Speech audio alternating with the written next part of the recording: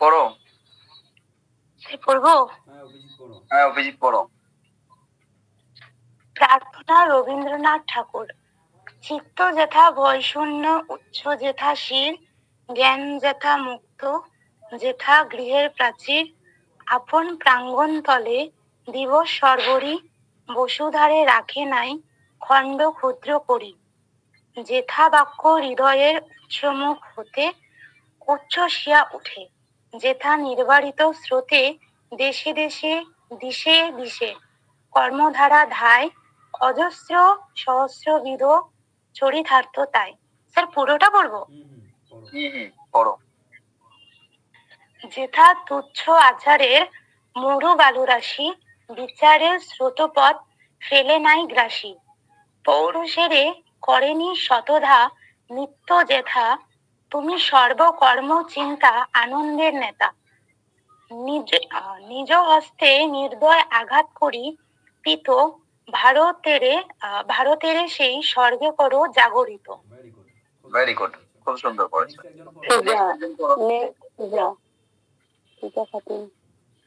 Sir অন্যজনকে বলুন। আমার ঠান্ডা লেগেছে, আমি কথা বলতে পারবো না। নেক্সট পড়ো। খদিমুল ইসলাম পড়ো। প্রার্থনা রবীন্দ্রনাথ ঠাকুর।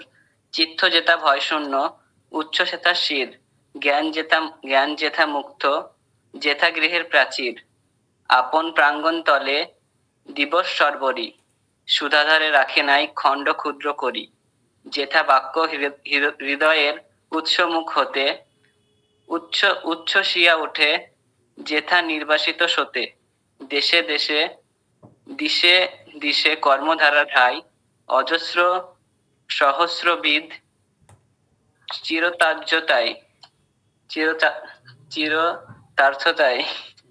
সেথা তুচ্ছ আচরণে মধুবালু রাশি, বিচারের সেথা পথ ফেলে নাই গ্রাসী, পৌরসুরে করে নি শতধা নিত্য যেথা, তুমি সর্বকর্ম চিন্তা আনন্দের নেতা, নিজ হস্তে নির্দয় আঘাত করি পিত, ভারতের সেই স্বর্গ করো জাগরিত। Very good. Next Koushik Mondal. সে প্রথম থেকে পড়ছি। চিত্ত যেথা বৈশূন্য, উচ্চ যেথা শির, জ্ঞান যেথা মুক্ত, যেথা গৃহের প্রাচীর, আপন প্রাঙ্গণ তোলে দিবস সর্বরি, বসুধারে রাখে নাই খণ্ড ক্ষুদ্র করি, যে বাক্য হৃদয়ে উৎসমুখ হতে উচ্ছ্বসিয়া উঠে, যেথা নির্বাচিত স্রোতে দেশে দেশে দিশে দিশে কর্মধারা ধায়, অজস্র সহস্রবিধ চরিতার্থ দায়, যেথা তুচ্ছ আচারের মরুবালু রাশি, বিচারের স্রোত পথ ফেলে নাই গ্রাসী, পৌরু সেরে নে করে নি শতধা নিত্য যেথা। স্যার তারপরে একটু উঠান। ও তোমার কাছে বই নাই? তুমি সর্বকর্ম চিন্তা আনন্দের নেতা, নিজ হস্তে নির্দয় আঘাত করি কৃত, এবং ভারতের সেই স্বর্গে করো জাগরিত। তো যাই হোক, অনেকটা পরবর্তী ক্লাসে আবার পড়ার সুযোগ পাবে। হ্যাঁ, কারণ অনেকে আছে তো। দেখো, প্রার্থনা সাধারণত আমরা এইটুকু জানি যে কোনো কিছু যেমন করে এমন বলেন, আমরা যখন মন্দিরে যাই অথবা মসজিদে যাই, তো আমরা তো ঈশ্বরের কাছে প্রার্থনা করি, তাই তো? কোনো কিছু চাওয়া। দেখো, এখানে চিত্ত শব্দের অর্থ হচ্ছে কি মন, যেথা মানে যেখানে, তাই তো? আর ভয় শূন্য শব্দের অর্থ হচ্ছে কি ভয়হীন। ওকে, উচ্চ মানে কি উচ্চ স্থান বা উচ্চ জায়গা, যেটাকে বলি আমরা সাধারণত হাই ইংরেজিতে বলা হয়। যেথা মানে যেখানে। হ্যাঁ, শির মানে মাথা। ওকে, হেড। জ্ঞান মানে আমরা জানি, জ্ঞান মানে জ্ঞান। যেথা মানে যেখানে। আবার মুক্ত মানে কি স্বাধীন। তো এই মতন করে কি মিনিং করব? তোমরা কি বলো? না না, তো কি করবো বলো? নোট লিখে দেবো ডাইরেক্ট? স্যার একটা লাইন পড়ে ব্যাখ্যা করে দিন, হয়ে যাবে। আচ্ছা আচ্ছা, দেখো প্রথম লাইনে বলছে চিত্ত যেথা ভয় শূন্য, উচ্চ যেথা শির। ওকে, কবি এখানে দেখো চিত্ত মানে মনকে বুঝিয়েছেন যে কবি এমন এক ভারতের, বিশেষ করে আর কি ভারতকে ইন্ডিকেট করছে কিন্তু উনি এখানে এমন এক ভারতের স্বপ্ন দেখেছেন যেখানে মানুষ ভয়হীন থাকবে। ভয় শূন্য মানে ভয়হীন, ভয় থাকবে না, ভয় থাকতে পারবে না। এবং উচ্চ শিরা মানে শির মানে মাথার, উচ্চ মানে কি, মানে ওই যেটাকে উঁচু, তাই তো, উচ্চ শির মানে তোমার ওই মাথা উঁচু করে, মাথা উঁচু করে বলতে এখানে কি বলতো, অর্থাৎ আত্মসম্মান নিয়ে বাঁচতে পারবে, বুঝতে পারলে? আর যেখানে কি থাকবে, আত্মসম্মান, উচ্চশির মানে কি, যেখানে ইকুয়াল থাকবে, ঐক্যবদ্ধতার সঙ্গে সে বসবাস করতে পারবে, বুঝতে পারছো? জ্ঞান যেথা মুক্ত, অর্থাৎ স্বাধীনভাবে সে যেন জ্ঞান অর্জন করতে পারবে। এই স্বাধীন জ্ঞান অর্জন করার ক্ষেত্রে, জীবন চলাকালীনের ক্ষেত্রে তার গৃহটা যেন একটা বাড়ির মধ্যে, তার তিনি যেন, সেই মানুষটা যেন একটা বাড়ির মধ্যে সীমাবদ্ধ না থাকে, বাড়িটা যেন তার প্রাচীর, অর্থাৎ যার যেন দেওয়াল না তৈরি হয়। তিনি বলতে চাইছেন এখানে, কবি বলতে চাইছেন যে বিশ্ববোধ, তোমার আত্মসম্মান, সমস্ত কিছু মানে উঁচু করে, মাথা উঁচু করে এবং স্বাধীনভাবে তিনি জ্ঞান অর্জন করে তিনি পুরো বিরাজমান যেন করতে পারেন। তিনি যেন এক জায়গাতে বন্দী হয়ে প্রাচীরের ভিতরে যেন না থাকেন। আপন প্রাঙ্গণ তলে বলতে ওই প্রাঙ্গণ মানে কি, উঠোন জায়গাকে বোঝানো হয়েছে। আপন প্রাঙ্গণ, নিজ প্রাঙ্গণে। ওকে, আমাদের মূলত এখান থেকে কোশ্চেন আসবে 1+4, আর 1+ এর জন্য এই কোশ্চেনটা আসবে। কোথায় গেল? যদি কোশ্চেন আসে এটা, এই পিঠ, ঠিক আছে, পিঠ, নিজ হস্তে, নিজ হস্তে নির্দয় আঘাত করি, এটা আছে না, এটা আসার একটা সম্ভাবনা আছে, এটা একটা আছে। ওকে, দ্বিতীয় ক্ষেত্রে, দ্বিতীয় ক্ষেত্রে যদি দেখা যায় যে এখানে যেথা তুচ্ছ, এই লাইনটা, ঠিক আছে, এই লাইনটা, এই যে মরু বালু রাশি, মরু বালু রাশি আছে না, মরু বালু রাশি সাধারণত ওই যে বোঝাই এই বিষয়টাকে, মানে মরুবালি সাধারণত আমরা দেখবে যখন রাজস্থান যাবে, মরুবালি আছে, ঠিক আছে, যেখানে আর কি ধুর কোনো বাড়ি ঘর নেই, কোনো গাছ নেই, শুধুমাত্র বালি আর বালি আর রৌদ্র প্রখর সেই সময়টাকে, ঠিক আছে, মরুবালির মতন তার জীবনটা যেন না হয়ে যায়। ওকে, এরপরে আমরা যদি দেখি এই লাইনটা আছে, আর এইখানে যদি আমরা দেখি চিত্ত যেটা ভয় শূন্য, কি একটা দেখলাম,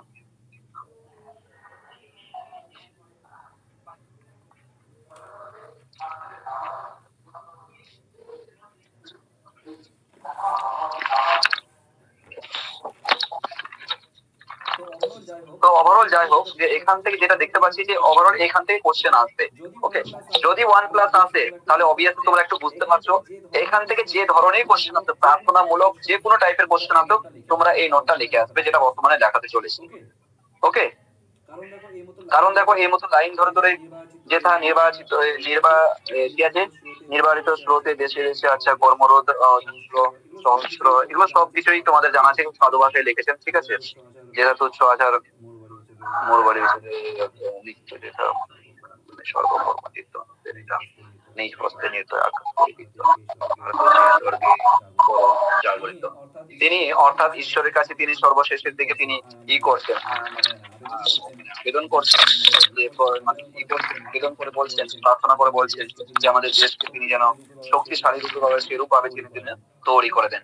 ঠিক আছে, যে রবীন্দ্রনাথ একটি উদারতাবিদ, যুক্তিবিদ ছিলেন, ঠিক আছে, নৈতিক, মানবিক, এই সমস্ত বিষয়গুলো কিন্তু আমরা এই কবিতার মধ্যে আমরা লক্ষ্য করতে পারবো। ঠিক আছে, সাধারণত আর কোনো কিছু দেখতে পাওয়া যায় না তেমন, তাদের ডিপ কোনো কিছু আছে। ওকে, আর এখানে রয়েছে রবীন্দ্রনাথের জীবন, এক কথায় সংক্ষেপে কিছু আলোচনা করা হয়েছে জীবন সম্পর্কে। আমরা কি তাহলে নোটের দিকে যাব? স্যার, কবিতার প্রেক্ষাপট কি? কবিতার প্রেক্ষাপট বলতে গেলে দেখো, প্রেক্ষাপটের ক্ষেত্রে আমরা যেটা দেখতে পাবো যে মূলত কয়েকটা বিষয়ের প্রতি তিনি কিন্তু আলোচনা করেছেন এখানে। যে রবীন্দ্রনাথ এই প্রার্থনা কবিতার মধ্যে বেসিক্যালি তিনি কিন্তু যে মুক্ত সমস্ত স্বদেশে বর্তমানে যে ইংরেজদের আমলে, ইংরেজদের সময়ে তিনি এই কবিতাটি লিখেছিলেন। তিনি দেখেছিলেন যে ইংরেজরা কিভাবে মানুষের প্রতি অত্যাচার করছে, মানুষের ইকুয়ালিটি বিফোর ল যেটা রয়েছে আমাদের কনস্টিটিউশনের ক্ষেত্রে, সেটা কিন্তু এখন পরবর্তীতে কনস্টিটিউশন তৈরি হয়েছিল, ফলে সেই সময় কিন্তু ইকুয়ালিটিটা ছিল না। অ্যান্ড একটা লোয়ার কাস্ট এবং আপার কাস্টের বিষয়টা ছিল ওখানে সেই সময়। কিন্তু এইগুলোর প্রতি দেখে কিন্তু তিনি এই কবিতাটা রচনা করেছেন মূল বিষয়। দ্বিতীয় আরেকটা ক্ষেত্রে হচ্ছে কি, এই বিষয়গুলোর প্রতি তিনি কিন্তু এক কথায় প্রতিবাদও জানিয়েছেন। প্রতিবাদ জানার পর কিন্তু ঈশ্বরের কাছে প্রার্থনাও করেছেন, এবং ঈশ্বর তথা মানুষের কাছে, এই দেশের মানুষের কাছেও তিনি কিন্তু আলোচনা করেছেন, বা মানুষের কাছে মানুষকে জাগৃত করার চেষ্টা করেছেন, মানুষকে বোঝানোর চেষ্টা করেছেন যে তোমরা এই দিকে ফিরে আসো, সংস্কার কুসংস্কার রয়েছে, যে হিংসা রয়েছে, এই সমস্ত বিষয়গুলো ছেড়ে ঐক্যতার দিকে ফিরে আসো। ঠিক আছে, এই সমস্ত দিক দিয়ে, ঠিক আছে, ওভারঅল কিন্তু যদি আর কি আসে কোশ্চেন যে এর প্রেক্ষাপট সম্পর্কে, প্রার্থনার প্রেক্ষাপট আলোচনা করো বা নিজের ভাষায় আলোচনা করো, অথবা যদি নামকরণের সার্থকতা বিচার করো, এই মতন যদি কোশ্চেন আসে, যদি বলে প্রার্থনা কবিতা পাঠ্যপুস্তক অনুযায়ী যা পড়েছো নিজের ভাষায় লেখো, এই মতন যদি কোশ্চেন আসে, যে কোনোটা লেখাবো ইনাফ এর মধ্যে, তো এর মধ্যে কয়েকটা প্যারা আছে, ঠিক অনুযায়ী লিখবে আর কি। বুঝতে পারলে? তেমন আর কোনো কিছু দেখতে পাওয়া যায় না। উন্নত আকাঙ্ক্ষা প্রথম দিকে আমরা দেখতে পাবো, হ্যাঁ, স্বদেশের প্রতি উন্নত আকাঙ্ক্ষা একটা দেখতে পাবো। হ্যাঁ, ভয় শূন্য মন যেটা রয়েছে মানুষের মধ্যে, উঁচু গলায় কথা বলতো না, নিজেকে ফুটিয়ে তুলতে পারতো না, হ্যাঁ, কোনো কিছু প্রকাশ করতে পারতো না, উচ্চ শিরে মানে মাথা উঁচু করে তিনি কিন্তু অন্যায়ের বিরুদ্ধে কথা বলতে পারতেন না মানুষকে, ঠিক আছে, এবং যুক্তি বিজ্ঞানের মাত্র যুক্তিযুক্ত ভাবে কথা বলতেন না, একটা কুসংস্কারের মধ্যে একটা আসন্ন নিচে মিউট করো, তোমার আছে ব্যাকগ্রাউন্ড আওয়াজ আছে, ঠিক আছে, যুক্তিযুক্ত ভাবে কথা বলতে পারতেন না।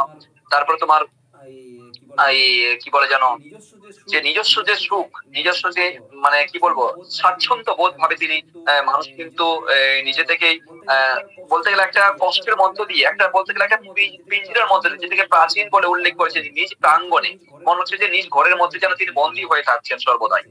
ঠিক আছে, তো এই বিষয়টা হচ্ছে আন্তরিক তাদের প্রতি যে ভালোবাসা চাওয়া, যে হৃদয়ের প্রতি একটা আন্তরিক ঐক্যতা, একটা বৈধতার স্পষ্ট এখানে আমরা দেখতে পাই। ওকে, সর্বমানবতার প্রতি ইতিবাচক আমরা লক্ষ্য করতে পারছি আমরা এই কবিতার মধ্যে, পজিটিভ আমরা লক্ষ্য করতে পারছি এই কবিতার মধ্যে। তারপরে তোমার আচার সংস্কার সম্পর্কে তিনি কিন্তু এখানে আলোচনা করছেন, যে জীবন দর্শন কেমন হওয়া উচিত, যে আমাদের আচার আচরণ কেমন হওয়া উচিত, একজন পুরুষের আচার আচরণ দেওয়া উচিত, মানবিকতর কেমন হওয়া উচিত। ঠিক আছে, নোটের মধ্যে পাবে তোমরা যে ঈশ্বর তথা যে যথাযথভাবে যে ঈশ্বর তথা মানে বলেছেন যে ওখানে ঈশ্বরের প্রতি যে আক্ষেপ করেছেন বা ঈশ্বরের প্রতি যে জানিয়েছেন, এক কথায় বলতে গেলে আমরা যখন সমস্যার মধ্যে পড়ি, অবভিয়াসলি আমরা ঈশ্বরের দিকে ফিরে যাই, ঈশ্বরের কাছে তখন কিন্তু আমরা চাই, ঈশ্বরকে বলি যে আমাকে হেল্প করুন বা ইত্যাদি ইত্যাদি। ঠিক আছে, তো এইসব বিষয়গুলো দিয়ে কিন্তু আমরা এই কবিতাটা সাধারণত আমরা লক্ষ্য করতে পারছি বা দেখতে পাচ্ছি। ওকে, তাহলে তোমরা স্টার্ট করো। প্রথমত লেখো প্রার্থনা, কবিতার উপরে হেডিং লিখো প্রার্থনা, আর পাশে লিখবে মান লিখবে 5। ঠিক আছে,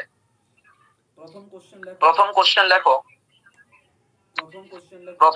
লেখো প্রার্থনা কবিতায় কবি কিভাবে ভারতবর্ষকে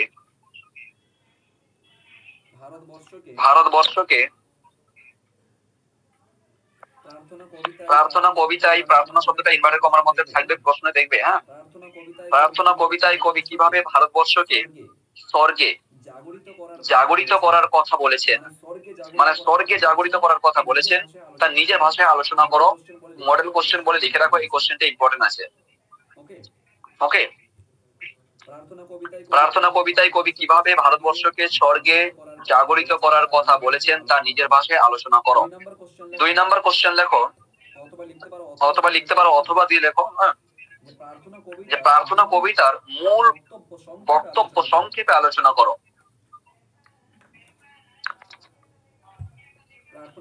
প্রার্থনা কবিতার মূল বক্তব্য সংক্ষেপে আলোচনা করো। অথবা দিয়ে কোশ্চেন লেখো আবার, অথবা দাও। চিত্ত যেথা ভয় শূন্য, উচ্চ যেথা শির। চিত্ত যেথা ভয় শূন্য, এই লাইনটা, প্রথম লাইনটা। ঠিক আছে, প্রথম লাইনটা লেখো, চিত্ত যেথা ভয় শূন্য, উচ্চ যেথা শির, এই লাইনটা লিখবে। ঠিক আছে, প্রথম লাইনটা। হাইপেন দাও, এটা ইনভার্টেড কমার মধ্যে লিখবে, ঠিক আছে? এই লাইনটা কি ইনভার্টেড কমার মধ্যে থাকবে, এবং দেখতে পাবে। চিত্ত যেটা ভয় শূন্য উচ্চ যেটা শির, হাইপেন দাও, কোন প্রসঙ্গে কবি এ কথা বলেছেন? উক্ত লাইনটি ব্যাখ্যা করো, অবলিক বিষয়টির তাৎপর্য আলোচনা করো। অবলিক মানে কোশ্চেন এই টাইপের হতে পারে, অবলিক প্রার্থনা কবিতা অবলম্বন করে উক্ত লাইনটির তাৎপর্য আলোচনা করো, এই মতন প্রশ্ন থাকতে পারে। অবলিক মন্তব্যটি ব্যাখ্যা করো, মানে এই লাইনটা আসার প্রবল সম্ভাবনা আছে, প্রথম লাইনটা, ঠিক আছে? এটা একটা ইম্পর্টেন্ট আছে। তো যে কোনো টাইপের যে ঘুরিয়ে পেঁচিয়ে কোশ্চেন আসতে পারে। ওকে, আবার বলছি, চিত্ত যেটা ভয় শূন্য, হ্যাঁ বলো, ঠিক আছে বলো। হ্যাঁ, চিত্ত যেটা ভয় শূন্য, কমা উচ্চ যেটা শির, ইনভার্টেড কমা ক্লোজ, হাইপেন দিয়ে লিখবে যে কোন প্রসঙ্গে কবি এ কথা বলেছেন, 1 নম্বর পয়েন্ট, ঠিক আছে? 2 নম্বর পয়েন্টে অবলিক দিবে আবার, ঠিক আছে? অবলিক দিয়ে বলতে পারো যে উক্ত লাইনটি প্রার্থনা কবিতা অবলম্বনে ব্যাখ্যা করো, এই মতো প্রশ্ন থাকে। আমি টাইপগুলো বলছি, কোশ্চেনটা কেমন হতে পারে, ঠিক আছে? তোমরা চাইলে তাড়াতাড়ি করে কপি করতে পারো। হ্যাঁ, আর দ্বিতীয় ক্ষেত্রে হচ্ছে কি যে মন্তব্যটির তাৎপর্য আলোচনা করো, এই মতন একটা কোশ্চেন হতে পারে। তারপরে হতে পারে যে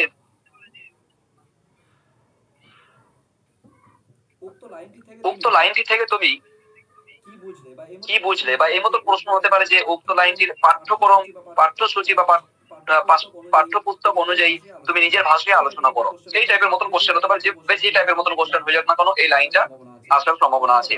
অথবা দাও, অন্য কোশ্চেন লেখো, মানে 5 নম্বর কোশ্চেন লিখো, অথবা নিজ হস্তে, এই যেটা এই লাইনটা, এটা ঠিক আছে? বিশেষ করে যারা ফাজিলের আছো, লাইনগুলো তোমরা দেখবে, প্রথম লাইনটা আর এই লাইনটা মাদ্রাসা বোর্ডের ক্ষেত্রে প্রথম লাইনটা এবং এই মিডিল লাইনটা যে দেখালাম, এইখান থেকে তোমাদের মিডিল থেকে কোশ্চেন তুলতে পারে 1 নম্বর। আর স্কুল বোর্ডের ক্ষেত্রে তোমরা ওভারঅল যে প্রথম লাইন, মানে প্রথম যে কবিতাটা, সরি প্রথম যে কোশ্চেনটা লেখালাম, সেটা কিন্তু স্কুল বোর্ড মাদ্রাসা বোর্ড দুটোরই ক্ষেত্রে। ওকে, সাধারণত স্কুল বোর্ডে অতটা ডিপলি কোশ্চেন করে না। ওকে, তো এই মতন বলতে পারে যে প্রার্থনা কবিতার মূল বক্তব্য সংক্ষেপে আলোচনা করবা, নিজের ভাষায় লেখো, যাই লেখো না কেন। ওকে, এই টাইপের মতন কোশ্চেন হতে পারে। তো দ্বিতীয় ক্ষেত্রে হচ্ছে যে ফাজিলের ক্ষেত্রে এই দুটো লাইন বিশেষ করে তোমরা একটু লক্ষ্য রাখবে, হ্যাঁ, লিখে রাখো। বা স্কুল বোর্ডেও আসতে পারে, বলা যায় না, সেজন্য 1 বাই 1 লিখে রাখো। লাইনটা লিখেছো আশা করি। হাইপেন দাও এবার। এখানে বলতে কার কথা বলা হয়েছে বা কাকে বোঝানো হয়েছে, উক্ত লাইনটির তাৎপর্য আলোচনা করো, এমন হতে পারে। 1+4 থাকবে এখানে। ওকে, 1+4 থাকবে। এরপরে অথবা দাও আবার। 6 নম্বর প্রশ্ন, পিত বলতে কাকে বলা হয়েছে, কাকে বোঝানো হয়েছে? তারপরে ওই তো তোমার পিত বলতে কাকে বোঝানো হয়েছে, উক্ত লাইনটির তাৎপর্য আলোচনা করো, এই মতো প্রশ্ন থাকবে সবার ক্ষেত্রে। দেখো, পার্টিকুলার আমি বললাম যেটা মাদ্রাসা বোর্ডের ক্ষেত্রে এই দুটো লাইন ইম্পর্টেন্ট। আর স্কুল বোর্ডের ক্ষেত্রে, অর্থাৎ এইচএস স্কুল বোর্ডের ক্ষেত্রে তোমরাও কিন্তু এটা বলবো না যে না তোমাদের পড়তে হবে না বা আসবে না।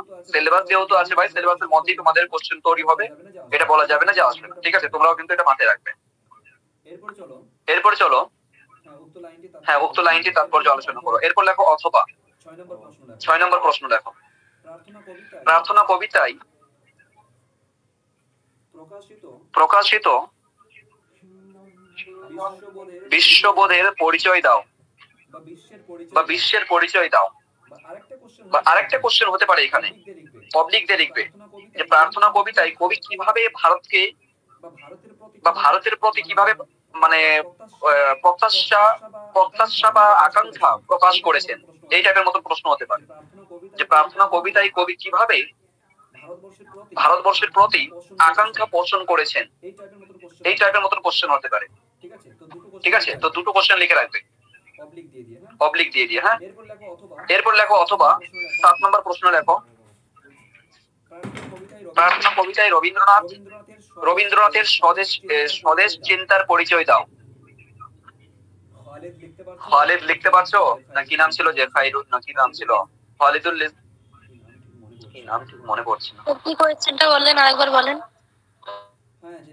হ্যাঁ, যেটা হচ্ছে প্রার্থনা কবিতায় রবীন্দ্রনাথের স্বদেশ চিন্তার পরিচয় দাও, স্বদেশ চিন্তার পরিচয় দাও, যেটা এখনই বললাম যে ভারতবর্ষ গল্পের ভারতবর্ষের প্রতি তিনি কিভাবে কি যেন বললাম না, একটা কোশ্চেন যে দেখালাম অবলিক দিয়ে, আকাঙ্ক্ষা প্রকাশ করেছেন।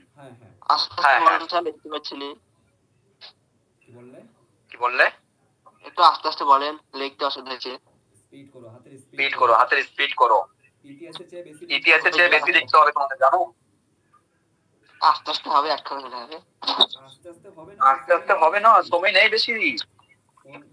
29 তারিখ থেকে পরীক্ষা, জানো? তাও তো বলতে গেলে স্কুল বোর্ডের কাছে 15 দিন সময় থাকছে, মাদ্রাসা বোর্ডের কাছে তো 15 দিন সময় নেই, ওদের 29 তারিখ থেকে পরীক্ষা স্টার্ট হয়ে যাচ্ছে।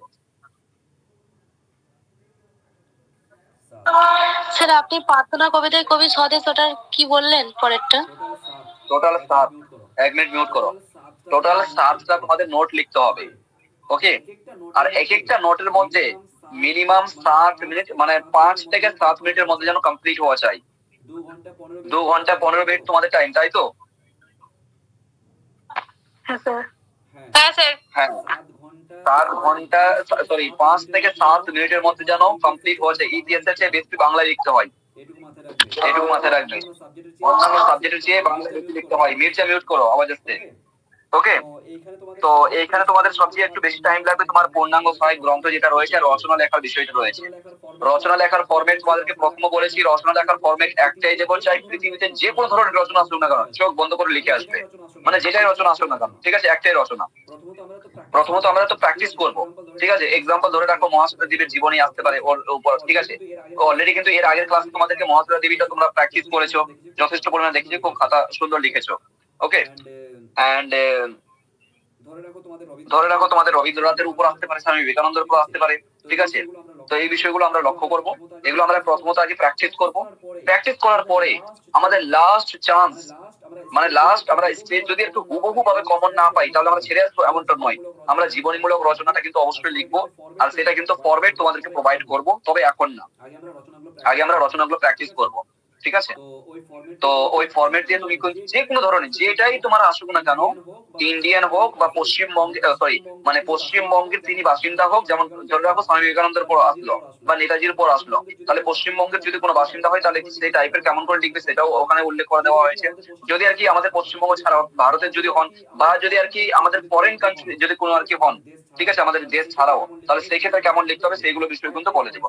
একটাই ফরম্যাট, শুধুমাত্র ভালো করে প্র্যাকটিস করলেই না, আর কিছু লাগবে না, ওকে? তো নিশ্চিত থাকো এখানে নোট সম্পর্কে অতটা তোমাদের চাপ নেওয়া দরকার নেই।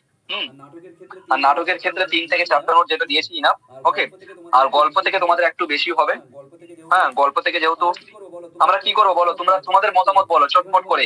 এখানে তোমাদের দুটো থাকবে কোশ্চেন, ঠিক আছে? হলুদপুরা আর হারুন সালিমার বাসে দুটো থেকে কোশ্চেন তৈরি হবে। তো আমরা যদি এখানে টার্গেট যে কোনো একটাকে যদি ভালো করে পড়ি, তার মানে তুমি 200% গ্যারান্টি কমন পেয়ে যাবে। তোমাদের কি মত বলো, দুটোই থেকে নোট দেবো নাকি একটা থেকে নোট দেবো? তোমাদের মতামত বলো। স্যার দুটো করলেই ভালো হয়, কিন্তু একটার উপর বেশি ফোকাস করা উচিত আমাদের। হ্যাঁ, এটা তো বাস্তব। একটাই ভালো স্যার, একটাতে যদি আমরা করি তাহলে তো আমাদের টাইমটা বাঁচবে, আবার কমনও পাবো। এবার কথার কথা ধরে রাখো, তোমার যদি এই যেটা বলছো যে না, এই কিন্তু মির্জা কথা ঠিক বললো যে যে কোনো একটার প্রতি ভালো ফোকাস করা উচিত। যদি আর কি হুবহু ভাবে যদি কমন না পাই তাহলে দ্বিতীয় অপশনটা আমাদের ইউজ করতে হবে, দেখতে হবে, পড়তে হবে, এটাও ঠিক আছে। তো যাই হোক, আমরা আগে প্রথমত সিলেবাস কমপ্লিট করব, যেটা আর কি আমাদের কমন যে কোশ্চেন যেখানে দুটো জায়গাতে একটা পাবো সেগুলো আর কি ভালো করে কভার করবো আগে, ঠিক আছে? আগে হলুদ পোড়া থেকে তোমাদের নোট দেবো, হারুন সালিমার মাসে তোমাদের শেষের দিকে দেবো, ঠিক আছে? এরপর তোমাদের প্রার্থনা, আর এখানে তিনটা মানে কবিতা আছে, 3টা কবিতা 3টা নোট দিয়ে দেবো, হয়ে যাবে। নানার দিন হয়ে গেছে, নানার দিন। আর পূর্ণাঙ্গ যে তোমাদের ডাকঘর আছে, ডাকঘর থেকে তোমাদের কয়েকটা নোট হবে একটু, যেহেতু ওটা বড় আছে, আর ওখান থেকে তোমাদের 2টো কোশ্চেন আসবে, ঠিক আছে? মানে 4টির মধ্যে 2টো অথবা 3টার মধ্যে 2টো সামথিং হতে পারে, তাই না? 3টার মধ্যে 2টো করতে হবে অথবা 4টির মধ্যে 2টো করতে হবে, এই মতন কোশ্চেন থাকবে। আর এরপরে থাকছে তোমাদের চলচ্চিত্র, তাই তো? বাংলা শিল্প সংস্কৃতি ইতিহাস যেটা থাকছে ওখান থেকে একটা কোশ্চেন থাকবে। তো বাংলা শিল্প সংস্কৃতি ইতিহাস থেকে একটুখানি বড় যেহেতু সিলেবাসটা আছে, ওটা একটু ভালো প্র্যাকটিস করতে বারবার, ওকে?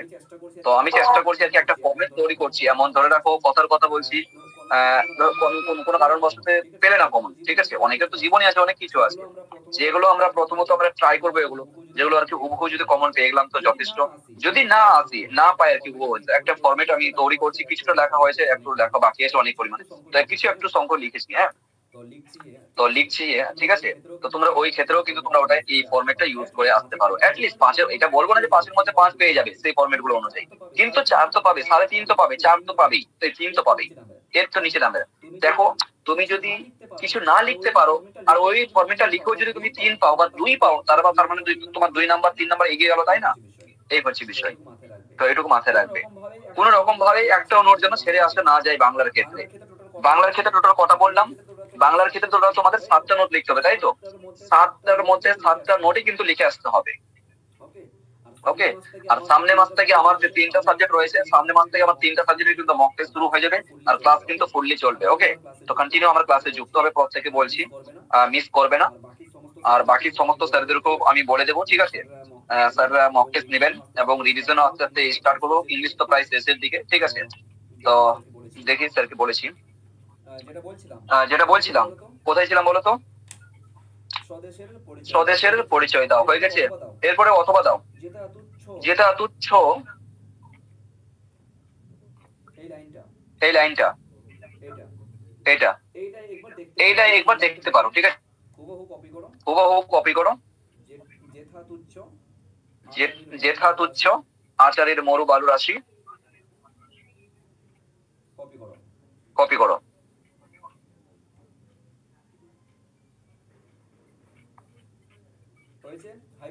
হয়েছে, হাইপেন দাও এবার, হাইপেন দিয়ে লেখো তুচ্ছ আচার, ইনভার্টেড কমার মধ্যে লিখবে, এই যে শব্দটা আছে না, তুচ্ছ আচার, আচার আচার, ঠিক আছে। তুচ্ছ আচার যে শব্দটা আছে এটাকে ইনভার্টেড কমার মধ্যে রাখবে। তুচ্ছ আচার বলতে কবি কি বুঝিয়েছেন?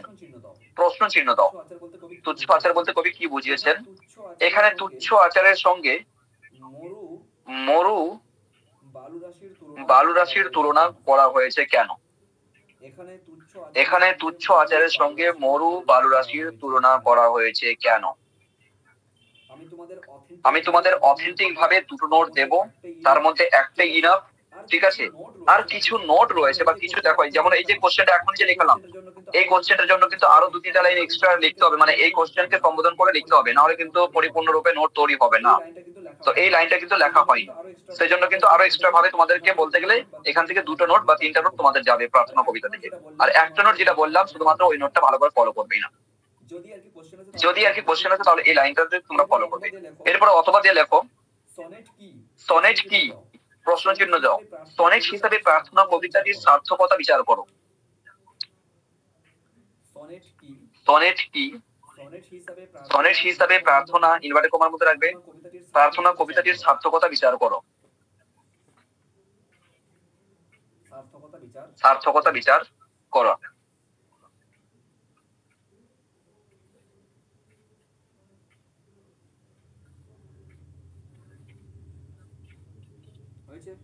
হয়েছে স্যার হয়ে গেছে। ওকে, এরপরে অথবা দিয়ে লেখো জ্ঞান যেথা মুক্ত, জ্ঞান সম্পর্কে কোশ্চেন, এই লাইনটা, এটা পুরোটা লেখো। বিশেষ করে ফাজিলের ক্ষেত্রে, মাদ্রাসা বোর্ডের ক্ষেত্রে ওরা লাইন থেকে তুলে দেয় কোশ্চেন। আবার এটা বলবো না যে এইচএস এর ক্ষেত্রে আসবে না, অবশ্যই লিখবে, লিখে রাখো। জ্ঞান যেথা মুক্ত, কমা যেথা গৃহের প্রাচীর।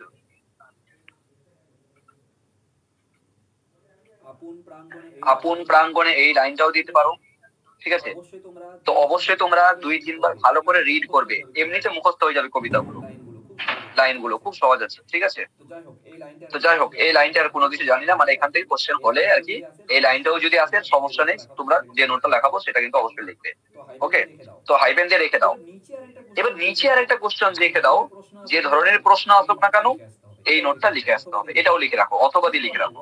কিন্তু হ্যাঁ 1+, বারবার বলছি 1+4 থাকলে কিন্তু এই 1+ এর জন্য কোশ্চেন কি করছে তোমরা ভালো করে দেখবে, বারবার তোমাদেরকে 1+ এর জন্য কোশ্চেন কি করছে এটা কিন্তু তোমরা লক্ষ্য করবে, ওকে।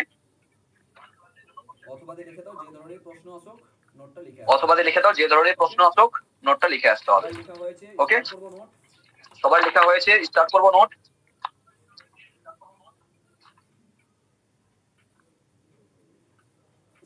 স্যার লাস্টের লাইনটা কি বললেন?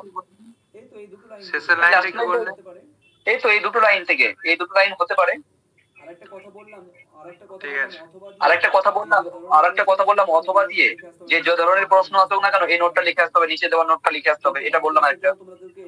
কিন্তু 1+ এর জন্য তোমাদেরকে এটা এক্সট্রা ভাবে বলছি, 1+ যদি এই মতন থাকে তোমরা কিন্তু অবশ্যই দেখবে 1+ এর জন্য কোশ্চেনটা কি করছে, আর বাকি অংশটার জন্য 4 নম্বরের জন্য বাকি পুরো নোটটা লিখে আসবে। চলো স্টার্ট করা যাক। একদম ফুললি চটপট করে লিখবে। ওকে, হাতের স্পিড করবে। লেখো, বিশ্বকবি রবীন্দ্রনাথ ঠাকুর তার প্রার্থনা কবিতায়, প্রার্থনা শব্দটাকে ইনভার্টেড কমার মধ্যে রাখবে। সাহেব কি আছো, মিউট করো। বিশ্বকবি রবীন্দ্রনাথ ঠাকুর তার প্রার্থনা কবিতায়, প্রার্থনা শব্দটাকে ইনভার্টেড ডবল ইনভার্টেড কমার মধ্যে রাখবে। ইনভার্টেড কমা হচ্ছে এই মতন, সিঙ্গেল ইনভার্টেড যদি বলে যায়, আর ডবল মানে দুটো করে দিতে হবে এই মতন করে, ঠিক আছে। প্রার্থনা এখানে লিখবে প্রার্থনা। বিশ্বকবি রবীন্দ্রনাথ ঠাকুর তার প্রার্থনা কবিতায় এক আদর্শ,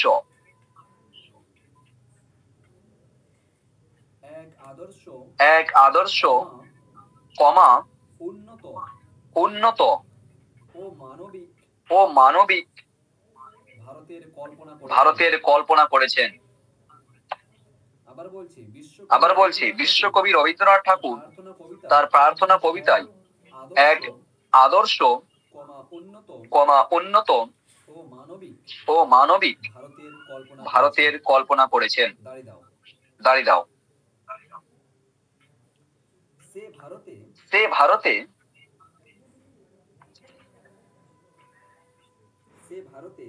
ভারতে ব্যক্তিক বয়জফলা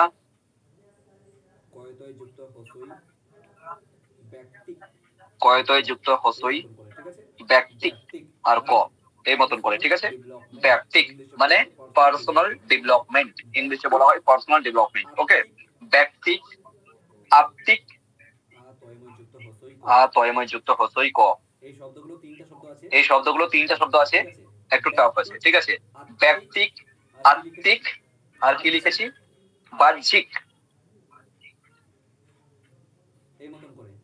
এই মতন করে বয়কার হয় জফলায় হসই ক। বাহ্যিক। সমুন্নতি দন্ত স ময় দন্তন্নয় দন্তন্নয় যুক্ত তয় হসই, ঠিক আছে। সমুন্নতি হয়েছে। হ্যাঁ স্যার। আবার বলছি দেখো, বিশ্বকবি রবীন্দ্রনাথ ঠাকুর তার প্রার্থনা কবিতায় এক আদর্শ কমা উন্নত ও মানবিক ভারতের কল্পনা করেছেন। দাঁড়িয়ে দাও। সে ভারতে এবং বাহ্যিক সমুন্নতি সমুন্নতি হয়েছে। হ্যাঁ স্যার। সমুন্নতি ঘটবে। দাঁড়িয়ে দাও। সে ভারতে ব্যক্তিক আত্মিক এবং বাহ্যিক সমুন্নতি ঘটবে। দাঁড়িয়ে দাও। সেখানে মানুষের চিত্ত হবে, চিত্ত এই যে সেখানে মানুষের চিত্ত হবে মানে মন, সেখানে মানুষের চিত্ত হবে ভয় শূন্য, মাথা থাকবে উঁচু। এই যে দেখো, শির মাথা থাকবে উঁচু। প্রত্যেকটা বিষয়কে কিন্তু লাইন ধরে ধরে কিন্তু লাইনকে সামনে রেখে কিন্তু নোট তৈরি করা হয়েছে। যেন যেই রূপ ভাবে হোক টিচার পড়ে যেন একদম মানে রসের মধ্যে যেন ডুবে যায়, যে না লিখেছে স্টুডেন্টরা প্রকৃতপক্ষে নোট তৈরি করেছে, খুব সুন্দর লিখেছে। তো এই মতন লিখে আসতে হবে, ঠিক আছে। হ্যাঁ, এটা বলবো না যে আমারটাই কিন্তু পারফেক্ট। এই আমার চেয়ে যদি তোমরা যদি আরো বেশি পারফেক্ট করতে পারো, আমার চেয়ে যদি আরো ভালো লিখতে পারো, ওয়েলকাম, লেখো, সমস্যা নেই। তোমরা এডিট করো, মানে এই নোটের সঙ্গে তোমরা অ্যাড অন করো। সেন্টেন্স কাস্টমার সমস্ত তোমরা অ্যাড করতে পারো, তোমাদের যেটা সুবিধা হবে তোমরা করতে পারো। কোনো শব্দ কাটতে পারো বা কোনো সেন্টেন্স কাটতে পারো, সমস্ত তোমরা অ্যাড করতে পারো। তোমাদের যেটা সুবিধা হবে নোট লিখে দিয়েছি, সেটা কিন্তু তোমরা করতে পারো, পড়ো, জানো, শিখো, মুখস্থ করো। যাদের সুবিধা হবে সেরকম ভাবে সেখানে মানুষের লিখবে। ওকে, ভয় ভয় শূন্য, মাথা থাকবে উঁচু, মাথা থাকবে উঁচু, কমা কমা থাকবে তার জ্ঞান চর্চার স্বাধীনতা, থাকবে তার জ্ঞান চর্চার থাকবে তার জ্ঞান চর্চার স্বাধীনতা। স্বাধীনতা। অর্থাৎ দেখো এই যে জ্ঞান যেটা মুক্ত আছে না, এইটা হচ্ছে হ্যাঁ স্বাধীনতা। হয়ে গেছে, থাকবে তার জ্ঞান চর্চার স্বাধীনতা। চেঞ্জ করার জন্য মিউট করো না, হয়ে গেছে, মিউট করো না দিমা, চেঞ্জ করার জন্য তোমাদেরকে মিউট করো। একটু ছেড়ে, প্যারা চেঞ্জ করার জন্য পেজের জায়গাটা ছেড়ে তোমাদেরকে শিখিয়ে দিলাম কি একটু ছেড়ে, ওকে, একটু পেজের জায়গাটা ছেড়ে সারি প্যারাতে এরকম লিখছো। তো এখানে ধরে রাখো এই লিখলাম যেগুলো বর্তমানে লেখা হলো, এগুলো লিখলাম। যে এখান থেকে স্টার্ট করবে, ঠিক আছে? এই বল বা গোল কেউ কিছু করবে না, এগুলো কিন্তু করবে না, এগুলো ছোট বাচ্চায় অনেক করেছে বা অনেক হয়ে গেছে। উচ্চ মাধ্যমিকে কেউ এগুলো করতে যাবে না, ও প্যারা চেঞ্জ করি তার মানে স্টার দিয়ে দেবো, কেউ এই মতন বল তৈরি করে এই মতন করে, এগুলো কেউ একদম করবে না, ঠিক আছে? কি করবে? ডাইরেক্ট শুধুমাত্র গ্যাপ লিখতে আসলাম। তো এবার আমরা এইখান থেকে লিখবো, এখান থেকে শুরু করব, দাও। মানে এখান থেকে লিখতে এই মতন করে আমরা লিখতে আসলাম। তো এবার আমরা এইখান থেকে লিখবো, এখান থেকে শুরু করবো, মানে এখানটা হয়ে গেল। তো একটা লাইন হয়ে গেল, এখান থেকে আমরা শুরু করলাম। তারপর দ্বিতীয় আবার এই মতন করে আসবো। যদি প্যারা চেঞ্জ করার কথা বলি, তারপর আবার ফিরে এই জায়গাটাতে মিডিল, আবার ফিরে এখান থেকে আসবো, ঠিক আছে? আবার এই মতন করে আসবো। আবার যদি প্যারা চেঞ্জ করার কথা বলি, তারপর আবার ফিরে এই জায়গাটাতে বলে তোমরা এই জায়গাটাতে মানে 3 বার জায়গাটা লিখবে, এখান থেকে লিখতে শুরু করবে, একবার জায়গাটা ছাড়বে, এখান থেকে লিখতে শুরু করবে, আবার তারপরে এখানে চলে আসবে এই মতন করে, সুন্দর সুন্দর করে। বুঝতে পেরেছো? বুঝতে পেরেছো? প্যারা চেঞ্জ করো, সবাই বুঝতে পেরেছো? প্রত্যেকটা সাবজেক্টের ক্ষেত্রে প্যারা চেঞ্জ করো, ইংলিশ হোক, প্রত্যেকটা সাবজেক্টের ক্ষেত্রে এই মতন ইউজ করবে, ইংলিশ হোক, বাংলা হোক, ফিলোসফি, আরবি যা আছে এই মতন করে প্যারা চেঞ্জ করবে। বল গল্লা এগুলো কেউ করবে না, হ্যাঁ? প্যারা চেঞ্জ করে লেখো, কবি চান, প্যারা চেঞ্জ করে লেখো, কবি চান ছড়িয়ে পড়ে, জ্ঞান যেন সর্বত্র ছড়িয়ে পড়ে, কবি চান জ্ঞান যেন সর্বত্র ছড়িয়ে পড়ে, কবি চান জ্ঞান যেন সর্বত্র, কবি চান জ্ঞান যেন সর্বত্র ছড়িয়ে পড়ে, জ্ঞান যেন সর্বত্র ছড়িয়ে পড়ে। দাঁড়িয়ে দাও। অজ্ঞতা ও কুসংস্কারের, অজ্ঞতা ও কুসংস্কারের প্রাচীর ভেঙে,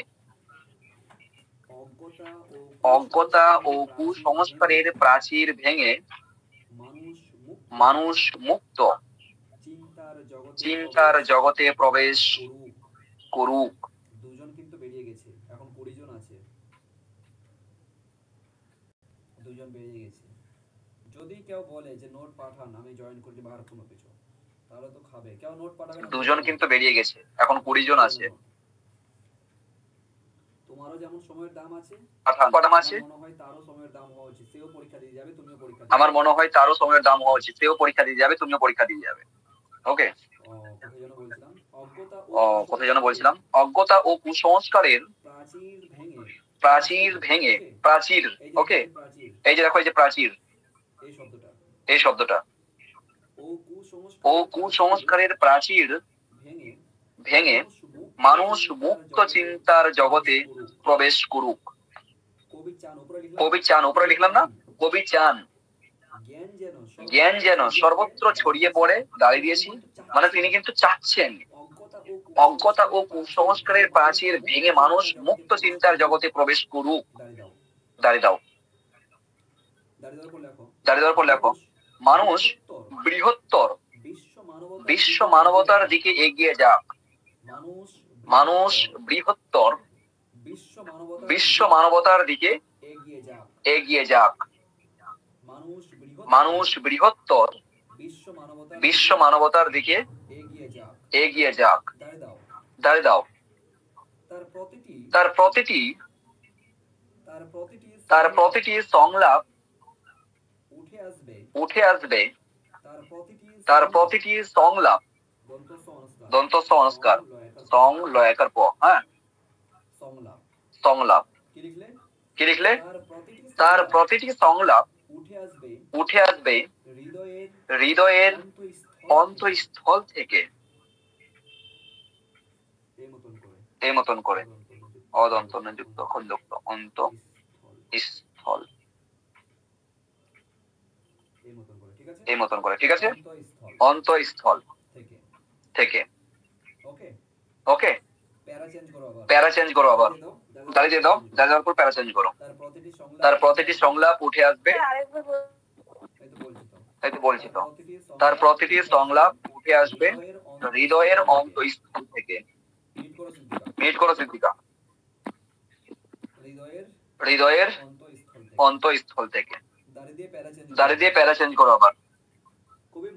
কবি মনে করেন কমা, কবি মনে করে দিয়ে কমা লেখো। বলো খাদিমুল, লিখতে পারছো তো? জি স্যার লিখছি। হাতের স্পিড করো। হ্যাঁ, কবি মনে করেন কমা,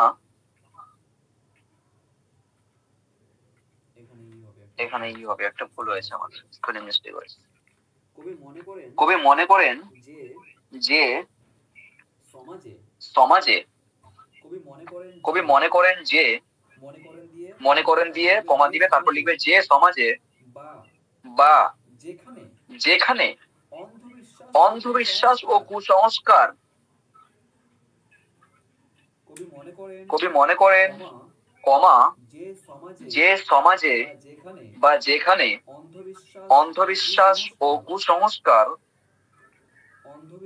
অন্ধবিশ্বাস ও কুসংস্কার প্রভাব বিস্তার করে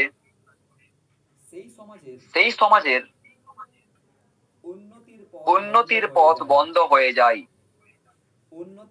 উন্নতির পথ বন্ধ হয়ে যায়। যে সমাজে বা যেখানে অন্ধবিশ্বাস ও কুসংস্কার প্রভাব বিস্তার করে সেই সমাজের উন্নতির পথ বন্ধ হয়ে যায়। দাঁড়িয়ে দাও।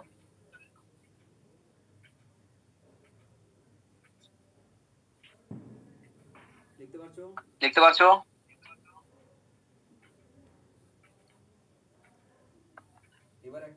এবার একটা ব্র্যাকেটের মধ্যে লিখতে বলবো, তবে এখন তোমরা ব্র্যাকেট দিবে না, ঠিক আছে? কন্টিনিউ করো। এটা ব্র্যাকেট এই জন্য দিতে বলবো, যদি তোমাদের 1+ যদি কোশ্চেন থাকে তাহলে এই যে ব্র্যাকেটের মধ্যে যেটা লেখাবো এখন পার্ট গুলো, ঠিক আছে? অন্য কালিতে ব্র্যাকেট লিখবে যাতে নজরে পড়ে যে এটা লিখতে হবে না। কখন? যদি তোমাদের এই মতো কোশ্চেন থাকে 1+4 থাকে, ঠিক আছে? যদি 1+4 থাকে তাহলে এই ব্র্যাকেটের মধ্যে এখন যে কথাগুলো কয়েকটা লেখাবো, কটা 2-4টা লাইন আছে, 4টা লাইন যে লেখাবো, 4-5টা লাইন আছে, তো এই 4-5টা লাইন যে লেখাবো এটা ব্র্যাকেটের মধ্যে রাখবে। এটা কখন লিখতে হবে না? যদি 1+ দেয়, ঠিক আছে? এই মতো যদি দেয়। আর যদি 1+ না দেয়, শুধুমাত্র যদি ওভারঅল যদি বলে দেয় যে এর সামারি বলো বা এর সারাংশ লেখো, বা কবি কিভাবে আক্ষেপ করেছেন বা কিভাবে দেখতে চেয়েছেন বা প্রার্থনা কিভাবে করেছেন ঈশ্বরের কাছে, এই মতন যদি কোশ্চেন করে, ঠিক আছে, ওভারঅল, তাহলে সেক্ষেত্রে পুরো নোটটা কিন্তু লিখে আসবে, যেটা ব্র্যাকেটের মধ্যে লিখবো সেটাও কিন্তু লিখে আসবে সেই কথাগুলো, ঠিক আছে?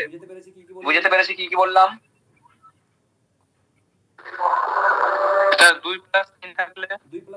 2+3 থাকলেও এইগুলো লিখে আসতে হবে। এই যে বর্তমানে যে লাইনটা লেখাবো, ঠিক আছে? এবার দেখো ওরা দেখতে যাবে বিশেষ করে যে মানে কোশ্চেনের সঙ্গে তোমার উত্তর সামঞ্জস্য হয়েছে কিনা। এবার তুমি এখান থেকে যে ধরনের কোশ্চেন তৈরি করো না কেন, নিশ্চিতভাবে এর বাইরে আর কোনো কথা নেই, ঠিক আছে? যেগুলো কথা উল্লেখ করছি নোটের মধ্যে। তবে এই যে কি বলে যে মরুবালি, যেটা কথা বললাম, মরুবালি রাশির 2-3টা লাইন অ্যাড করতে হবে, তো ওটা পরে অ্যাড করবো, ঠিক আছে? পরে লেখাবো। মানে ওভারঅল পুরো টানা নোটটা লেখো। 18 জন, 2 জন আরো বেরিয়ে গেল। বাহ, দারুন। নেক্সট চলো। হ্যাঁ, হয়ে গেছে তো, বন্ধ হয়ে যায়। দাঁড়িয়ে দাও। একটা ব্ল্যাক কালি দিয়ে বা যেটা তোমার যেন নজরে পড়ে ওটা দিয়ে মানে এই করো, ব্র্যাকেটের মধ্যে লিখে রাখবে কথাগুলো, লাইনগুলো। অথবা যদি এটা না লিখলেও কিন্তু আমার মনে হয়, এটা যদি এই কথাগুলো না লিখলেও কিন্তু আমার মনে হয় তোমাকে 5-এর মধ্যে 5 দিয়ে দিতে পারে, যদি হাতের লেখা সব ঠিকঠাক থাকে। তাও লিখে রাখলে, যদি তোমাদের কাছে সময় থাকে, আরেকটা বলছি, যদি তোমাদের কাছে সময় থাকে তাহলে এই 3-4টা লাইন যে অ্যাড করবো ব্র্যাকেটের মধ্যে এটাও লিখে আসতে পারো, যদি সময় থাকে। আর যদি সময় না থাকে, যদি সময় কম আছে, তাহলে এই বন্ধ হয়ে যায় পর্যন্ত লিখবে, তারপর প্যারা চেঞ্জ করে দেবে। প্যারা চেঞ্জ করে নিচে প্যারাটা লিখতে হবে আমার। তো আপাতত আমরা ব্র্যাকেটের মধ্যে লিখবো, ঠিক আছে? ওই কথাগুলো লেখো। কবি অন্ধবিশ্বাস, কুসংস্কার,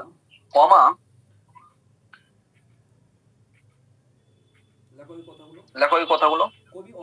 কবি অন্ধবিশ্বাস কমা কুসংস্কার কমা জীর্ণ আচার জীর্ণ আচার বর্গী জয় দুর্গই, ঠিক আছে, জয় দুর্গী দন্ত নইলে জীর্ণ আচার কমা সরি জীর্ণ আচার লিখেছো, জীর্ণ আচার, এই সব বিষয়কে, ঠিক আছে, কবি অন্ধবিশ্বাস কুসংস্কার এগুলো কমা দিয়ে দেওয়া আছে, ঠিক আছে, জীর্ণ আচার এইসব বিষয়কে দূর করে সঠিক চিন্তা সঠিক চিন্তা কমা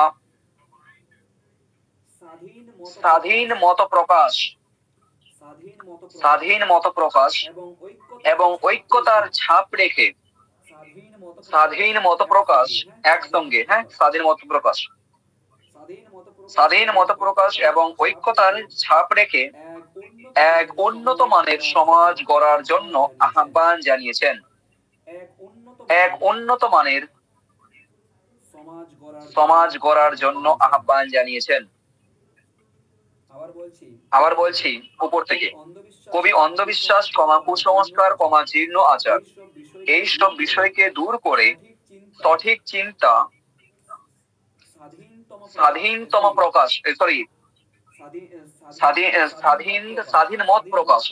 মত প্রকাশ এবং ঐক্যতার ছাপ রেখে এক উন্নত মানের সমাজ গড়ার জন্য আহ্বান জানিয়েছেন।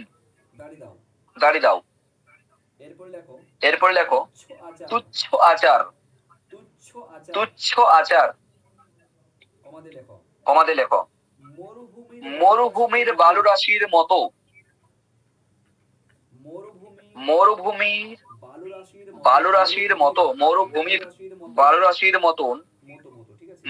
ঠিক আছে, বালুরাশির মতো বিচার ধারাকে অবরুদ্ধ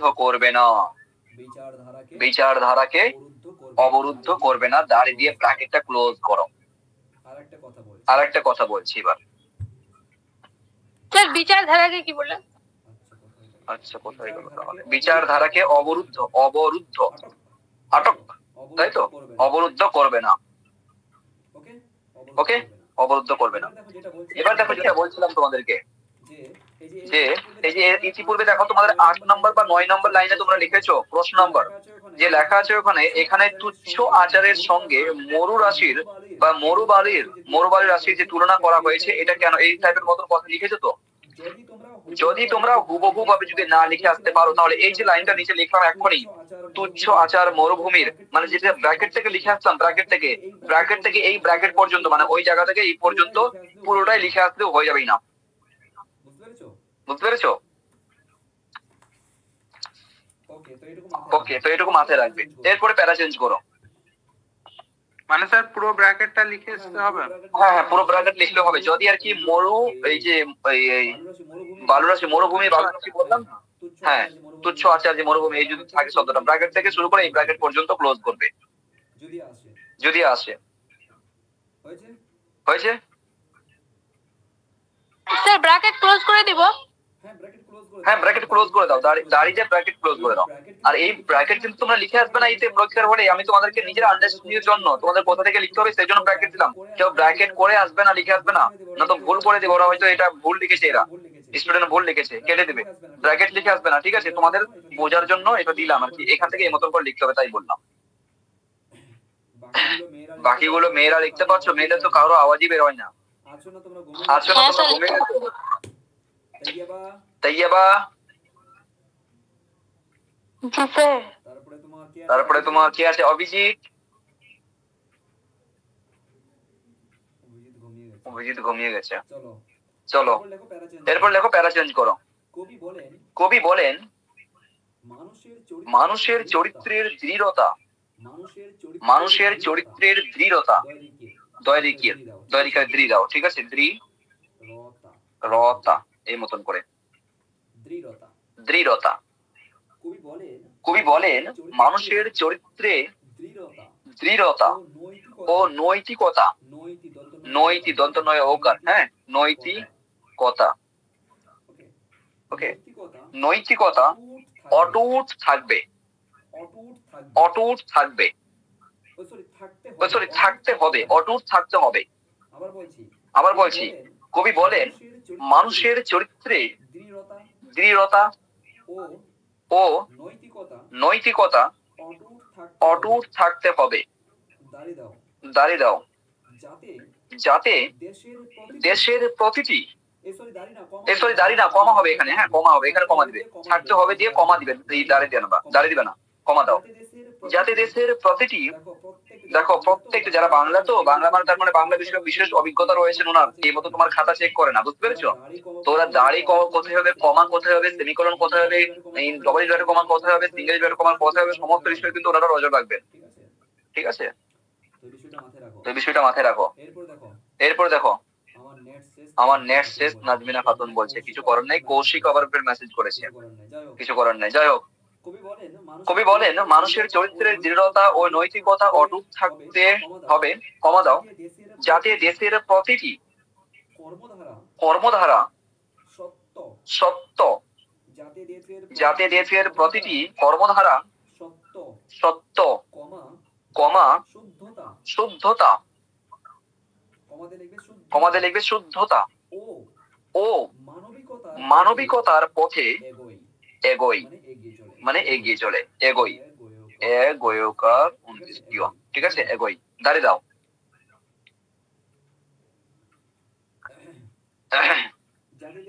যাতে দেশের প্রতিটি কর্মধারা সত্য, কমা শুদ্ধতা ও মানবিকতার পথে এগোই, দাঁড়িয়ে দাও।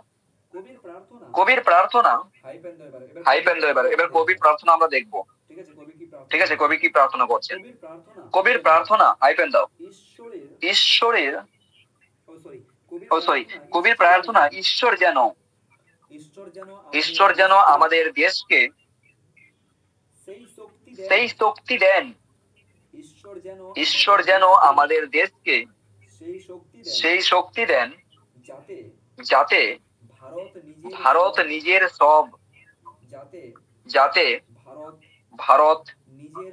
নিজের সব দুর্বলতা কাটিয়ে এক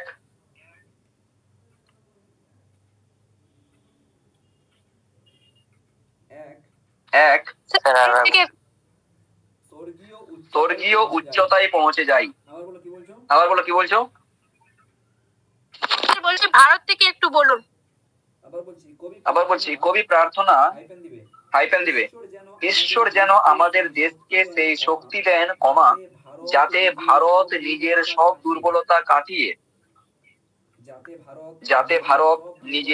দুর্বলতা কাটিয়ে এক স্বর্গীয় উচ্চতায় পৌঁছে যায়। দাঁড়িয়ে দাও, এক স্বর্গীয় উচ্চতায় পৌঁছে যায়, দাঁড়িয়ে দাও, এক স্বর্গীয় উচ্চতায় পৌঁছে যায়, দাঁড়িয়ে দাও। লাস্ট পয়েন্ট, এজ আ উপসংহার যদি বলা যায়, উপসংহার লিখবে না, তবে লাস্ট পয়েন্ট হিসাবে লেখো। এইভাবে, ঠিক আছে, এইভাবে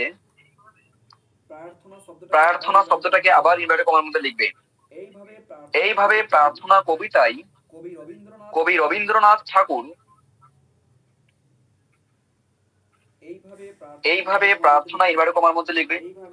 এইভাবে প্রার্থনা কবিতায় কবি রবীন্দ্রনাথ ঠাকুর একটি উদার কমা যুক্তিবাদী কমা নৈতিক ও মানবিক, দেখলে কত সুন্দর সুন্দর কথাগুলো, সম্পূর্ণ তোমরা দেখো, নোট এইটা পড়ে দেখবে, মনে হচ্ছে হুবহু ভাবে আমরা থেকে বই থেকে কপি করেছি, তাই না? এই লাইনগুলো থেকে, বই থেকে মানে লাইনগুলো থেকে কপি করেছি। আর যখন তুমি লাইনটাকে সামনে রেখে এই মতন করে লিখবে কিনা, সিরিয়াসলি বলছি, দেখে কিন্তু ইমপ্রেস হয়ে যাবে টিচার, যে না প্রকৃত পক্ষে ওই কবিতাকে সামনে রেখেই কিন্তু নোট তৈরি করা হয়েছে। আর এখানে কিন্তু ওই যে বললাম, এখানে যুক্তিবাদী আছে, নৈতিকতা আছে, তোমার উদারতা দেখতে পাবো আমরা, এখানে মানবিকতা দেখতে পাবো, এখানে একটা ইমপ্রেশন মূলক বিষয় দেখতে পাবো আমরা, এখানে মোটিভেশনাল মূলক আমরা বিষয় দেখতে পাবো এখানে, তাই না? একটা ঐক্যতার ছাপ আমরা এখানে দেখতে পাবো। এই সমস্ত বিষয় কিন্তু আমরা কবিতার মধ্যে দেখতে পাচ্ছি, ফলে কিন্তু আমরা এই শব্দগুলো ব্যবহার করছি। আবার বলছি শোনো, এইভাবে প্রার্থনা কবিতায় কবি রবীন্দ্রনাথ ঠাকুর একটি উদার কমা যুক্তিবাদী কমা নৈতিক ও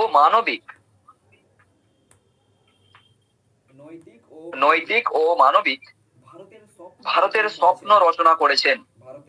ভারতের স্বপ্ন রচনা করেছেন কমা যেখানে প্রতিটি মানুষ স্বাধীন চিন্তা যেখানে প্রতিটি মানুষ স্বাধীন চিন্তা ও আদর্শকে ধারণ করে যেখানে প্রতিটি মানুষ স্বাধীন চিন্তা ও আদর্শকে ধারণ করে উন্নত ভবিষ্যৎ নির্মাণ করে উন্নত ভবিষ্যৎ নির্মাণ করে দাড়ি দিয়ে নিচে লেখো সমাপ্ত। এটা সমাপ্তটা আবার পরীক্ষার হল লিখে আসবে না, মানে এখান থেকে এই মতন দুটো টান দিয়ে দাও, মানে সমাপ্ত। Note complete. ওকে, যেখানে প্রতিটি মানুষ স্বাধীন চিন্তা ও আদর্শকে ধারণ করে উন্নত ভবিষ্যৎ নির্মাণ করে। দাঁড়িয়ে দাও, বলো কার কথায় ছুটেছে? তোমাদের মনে হচ্ছে না নোটটা বড় হয়েছে? হ্যাঁ স্যার। এবার দেখো কাট করবো আবার। তোমাদেরকে লেখার পদ্ধতি বলছি। এর যে আরো একটা দ্বিতীয় যে নোটটা দেবো ওটা পরবর্তী ক্লাসে বা পরবর্তী দিব, ঠিক আছে? ওটা আরো একটু ছোট আছে, 1 নম্বর পয়েন্ট। ওটা কিন্তু বিষয়বস্তুটা টোটালি কিন্তু আলাদা টাইপের, মাত্র ল্যাঙ্গুয়েজ বলো, ওর ভাষা বলো, শব্দগুলো বলো, টোটালি কিন্তু আলাদা ভাবে লিখেছি, ঠিক আছে? ওটা একটু সহজ আছে। এটা কিন্তু পরীক্ষার শব্দ দেখতে পাচ্ছ তোমরা একটু জটিল আছে, তাই না? ওটা আরো একটু সহজ আছে, ওই নোটটা লিখবো আমরা। তো এখন নয়। ওকে, দেখো এখান থেকে কাট করবো কেমন করে। প্রথম প্যারা লিখেছো, মাস্ট লিখতেই হবে প্রথম প্যারা, 1 নম্বর পয়েন্ট। দ্বিতীয় প্যারাও কিন্তু কম্পালসারি লিখতেই হবে, তার প্রতিটি সংজ্ঞা যেন 8টা জায়গায় লিখতে হবে। এবার 3 নম্বর প্যারা যেটা আমরা লিখেছি, কবি মনে করেন যে সমাজ বা যে সমাজে বা যেখানে অন্ধবিশ্বাস কুসংস্কার, এখানে লিখেছি তো আমরা, এটা আমরা ওই দাড়ি পর্যন্ত লিখবো, যেখান থেকে ব্র্যাকেট দিতে পড়েছি ওই পর্যন্ত। শোনো এটা না তোমরা ই করো, এইটাকে প্যারা থেকে উঠিয়ে তোমরা ওই প্যারার সঙ্গে, মানে দ্বিতীয় প্যারার সঙ্গে তোমরা এটাকে অ্যাড করে দাও।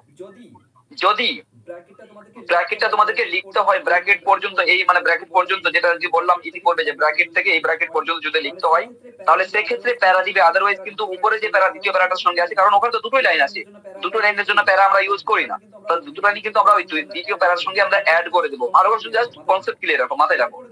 এরপরে দেখো তাহলে এই ভাগগুলো কাটছাট করে, মানে 3 নম্বর যে প্যারাটা আছে, সচরাচর যদি একটা যদি মূল কথা বলি যে 3 নম্বর প্যারার মাত্র প্রথম 1 থেকে 2টো লাইন লিখতে পারো, অথবা 3 নম্বর প্যারাটাকে পুরোটাই উঠিয়ে দিতে পারো, তার মানে প্রথম প্যারা, দ্বিতীয় প্যারা এবং চতুর্থ প্যারা এবং পঞ্চম প্যারা ইনাফ। বুঝতে পেরেছো? যদি কোশ্চেন আসে, শুনো বলছি, যদি কোশ্চেন আসে এই তোমার তুচ্ছ আচার মরুভূমির বালুরাশির যদি শব্দটা আসে, তার মানে তৃতীয় প্যারাটা পুরোটাই লিখবে, 3 নম্বর প্যারাটা পুরোটাই লিখবে, তাহলে চতুর্থ প্যারাটা পুরোটা উঠিয়ে দিবে। চতুর্থ প্যারা লিখবে না, পঞ্চম প্যারাটা লিখবে, কিন্তু শেষের কথাগুলো অবশ্যই লিখবে। এই মতন করে লিখে ছোট করবে, বাস। বলো এবার।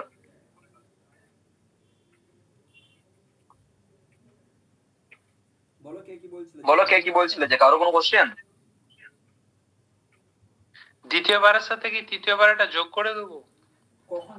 কখন যোগ করবো? যখন এই মরুভূমির বালুরাশি যে শব্দটা যদি না থাকে, মানে এটা যদি আমাদের লেখার প্রয়োজন না থাকে, তাহলে যেহেতু দেখো এখানে কি আছে, 3 নম্বর প্যারা কি আছে, কবি মনে করেন যে সমাজে বা যেখানে অন্ধবিশ্বাস কুসংস্কার প্রভাব বিস্তার করে, সেখানে সমাজের উন্নয়ন পথ বন্ধ হয়ে যায়। বাস এই কথাগুলো দ্বিতীয় প্যারার সঙ্গে যুক্ত করে দেবো, যদি আমাদের 3 নম্বর প্যারার প্রয়োজন না পড়ে। আর কখন কি প্রয়োজন পড়বে সেটা বললাম, ঠিক আছে? এই মতন করে নোট লিখবে, ইনাফ। ওকে,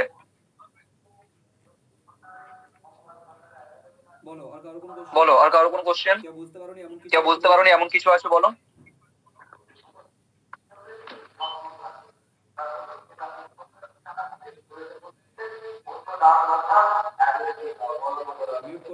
মিউট কর মির্জা।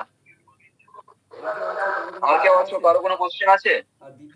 আর দ্বিতীয় যে নোটটা আছে, দ্বিতীয় যে নোটটা আছে, ওটা টোটালি একটু আলাদা বললাম। হ্যাঁ, ওটাও লিখে আসবেই না, ওটাও লিখতে পারো, ঠিক আছে? তবে আমার মনে হয় তোমরা একটা নোটের প্রতি ফোকাস করো। না, দ্বিতীয় নোটটাও লিখবে, তোমরা বলো। তোমরা বলো। অন্যদিন লিখে নিলে হয়নি স্যার? হ্যাঁ অন্যদিন লেখাবো, কিন্তু আজকে নয়। তবে কি ওটা লিখবে, দ্বিতীয় নোটটা লিখবে নাকি একটাই নোট, এই যেটা নিলাম এটা নোট চলবে, কোনটা? লিখে দিলে ভালো হতো। আজকে লেখাবো না, অলরেডি অনেক প্রায় বলতে গেলে 2 ঘন্টা হয়ে গেছে আমার ক্লাস, বুঝতে পারছো? সিদ্দিকা কি বলো? স্যার পরের দিন লিখাবেন। হ্যাঁ পরের দিন তো লেখাবো, আজকে তো লেখাবো না, ওটাই বলছি না। আমি বলতে চাইছি যে প্রার্থনা কবিতা থেকে কি তোমরা একটাই নোট নেবে নাকি দুটো নোট নিবে? দুটো নোট বেটে নেবে। আচ্ছা ঠিক আছে, তাহলে পরবর্তী ক্লাসে ওই নোটটা লিখে দেবো, ঠিক আছে?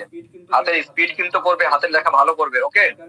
কার কার খাতা চেক করেছিলাম এর আগে, হাতের লেখা প্রচুর পরিমাণে একদম ব্যাড আছে। হাতের লেখার কারণে দেখবে কোশ্চেনের উপরেই লেখা থাকে। এই দেখো এখানে আছে কোশ্চেন, 2025 সালের কোশ্চেন বাংলা কোশ্চেন আমার হাতে আছে, দেখো এখানে লেখা আছে পরিমিত এবং যথাযথ উচ্চারণের জন্য বিশেষ মূল্য দেওয়া হবে। কথা ঠিক আছে? বর্ণশুদ্ধি, অপরিচ্ছন্নতা এবং অপরিষ্কার হস্তাক্ষরের ক্ষেত্রে নাম্বার কেটে নেওয়া হবে। এবার বলো কি করবে? এবার তুমি যদি বলো যে আমি তো ফুল নোট লিখে এসে আমার নাম্বার কাটবে কেন? তোমার হাতের লেখার জন্য কেটেছে, অলরেডি এখানে কিন্তু বলেই দিয়েছে বোর্ড যে হাতের লেখার জন্য নাম্বার কাটতে পারে। ওই জন্য পরিষ্কার পরিচ্ছন্ন ভাবে বারবার প্র্যাকটিস করবে, লিখবে, ওকে? বোর্ড কিন্তু বলে দেয়। স্যার সিঙ্গেল ইনভার্টেড কমা আর ডবল ইনভার্টেড কমা কখন ব্যবহার করব? দেখো যদি তোমাদের এই কবিতা থেকে যদি লাইন থাকে, যদি লিখতে হয়, তাহলে সেক্ষেত্রে ডবল ইনভার্টেড কমা বসাবে, ঠিক আছে? এক্সাম্পল ধরে রাখো, কোনো ব্যক্তি কেউ যদি কিছু মতবাদ পোষণ করে, যদি মতবাদ দেয়, সিঙ্গেল ইনভার্টেড কমা বসাবে, ওকে? এই মতন করে। আর প্রথম যেহেতু প্রার্থনা শব্দটা আমরা ব্যবহার করিস না, প্রথম যে প্যারার মধ্যে দেখো প্রার্থনা শব্দটা ব্যবহার করেছি, যেহেতু প্রথমবার ডবল ইনভার্টেড কমার মধ্যে বসিয়ে দিলে ভালো হবে। তারপরে যতবার প্রার্থনা শব্দটা আসবে যদি এস থাকে, ঠিক আছে, তাহলে সিঙ্গেল ইনভার্টেড কমার মধ্যে একবার লিখলে হবে। প্রথমটা ডবল ইনভার্টেড কমার মধ্যে দেবে, তারপরটা সিঙ্গেল ইনভার্টেড কমার মধ্যে। ইংরেজির ক্ষেত্রেও একই? হ্যাঁ ইংরেজির ক্ষেত্রেও একই। বলো আর কারো কোনো কোশ্চেন আছে? দেখি তাহলে এবার কে কে আছে একটু।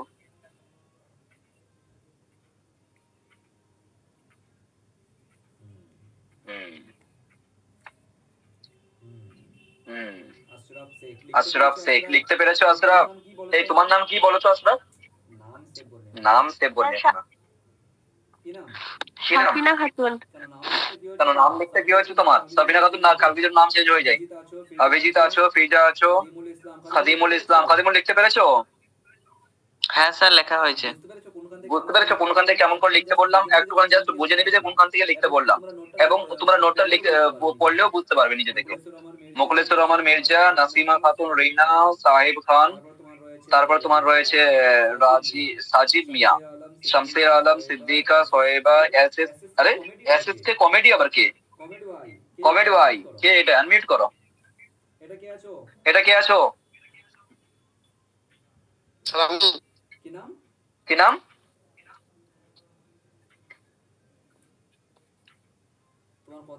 তোমার কথা কাটছে, টাইপিং করে পাঠাও। কি নাম বললে? সোহেল সিদ্দিক। সোহেল, আচ্ছা সোহেল বলে অ্যাডমিশন কখন হলো তুমি দেখতে হবে। সোহেল, আচ্ছা। তো মাইয়া আছো, তারপরে সৌরভী খাতুন আছো, তসলিমা খাতুন আছো, ইউনুস আছো, কই আর কই? এই কোটা 18 জন। তার মানে বিকাশ সাইকো দুটো আইডি আছে, তার মানে 16 জন আছে। 16 2 32, তার মানে 32 থেকে 33 জন গ্রুপে যুক্ত আছে, ঠিক আছে? 32 থেকে 33 জন সামথিং আছে, আর অর্ধেক স্টুডেন্ট ক্লাসে যুক্ত হয়েছে। বেশ, ঠিক আছে, খুব ভালো করেছো। আর কন্টিনিউ ক্লাস করবে, ঠিক আছে? রেজাল্ট কিন্তু চাই, এটুকু নিশ্চিত রাখো। এটা আর এমসিকিউ প্যাটার্নে পরীক্ষা হবে না, ঠিক আছে? খাতা কিন্তু এই মতন একটা এক্সট্রা খাতা নিবে, বেশি বড় খাতা লাগবে না, যেহেতু তোমাদের সিলেবাস ছোট আছে, সেমিস্টার সিস্টেম তো বেশি না। অ্যাটলিস্ট মনে করবে যে মিনিমাম 50 থেকে 60টা যেন পেজ থাকে। হ্যাঁ, এটা আমার কত পেজের ছিল?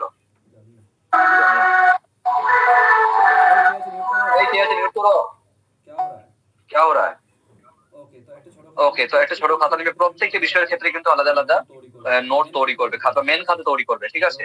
ভালোভাবে নোট তৈরি করে রাখবে। আর যদি কারো কোনো কোশ্চেন থাকে তাহলে সেক্ষেত্রে বলবে। কোনো সাবজেক্ট সংক্রান্ত বা কোনো ক্লাস সংক্রান্ত কারো কোনো কোশ্চেন আছে বলো আমাকে। স্যার ক্লাস সংক্রান্ত একটু সমস্যা হচ্ছে। বলো বলো। হ্যাঁ, ওয়ান বাই ওয়ান। বলছিলাম স্যার আমাদের তো সবসময় সন্ধ্যেবেলা আছে, কিছু ক্লাস সকালের দিকে করলে ভালো হয় না? ফাজিলের? হ্যাঁ ফাজিলের। হ্যাঁ, ফাজিলের সকালে একটা ক্লাস অ্যাড করা যাবে আর কি, দেখি আর কি, ভাবছি স্যার স্যারের সঙ্গে কথা বলি, কারণ উনি তো আবার পড়াচ্ছেন তো অন্য জায়গায়, সকাল করে ওনার মানে পড়াই আর কি। মাদ্রাসাতে বলেছিলাম তো তোমাদেরকে। যাই হোক, স্যারের সঙ্গে কথা বলছি, দেখছি। ঠিক আছে, সকালে একটা ক্লাস তোমাদের অ্যাড করা হবে। তারপরে বলো, আর কারো কোনো কোশ্চেন, কোনো সাবজেক্ট, যে কোনো সাবজেক্ট বলো। মোখলেসুর রহমান বলো, আনমিউট করেছে। স্যার চলে বলো মোখলেসুর।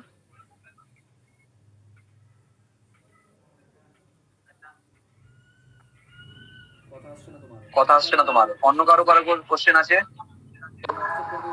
স্যার আমি বলছি যে হ্যাঁ, আমি তো কালকে নিউ অ্যাডমিশন করেছি, তো আগেকার নোটগুলো সব পেয়ে যাবে। ওই বিষয়ে বারবার ই করবে না, তোমাদের থেকে আমাদের বেশি দায়িত্ব আছে, ঠিক আছে? আমাদের বেশি দায়িত্ব আছে তোমাদের থেকে, এটুকু মাথায় রাখো। সব পেয়ে যাবে, সব ক্লাস পেয়ে যাবে। আর বলো, কার কোন কোশ্চেন আছে? আচ্ছা স্যার। কোনো ক্লাস সংক্রান্ত কিছু বলো। কারো যদি থাকে প্রবলেম তাহলে বলো। স্যার প্রত্যেকটা ক্লাস ক্যামেরা খুলে পড়ালে ভালো হয়।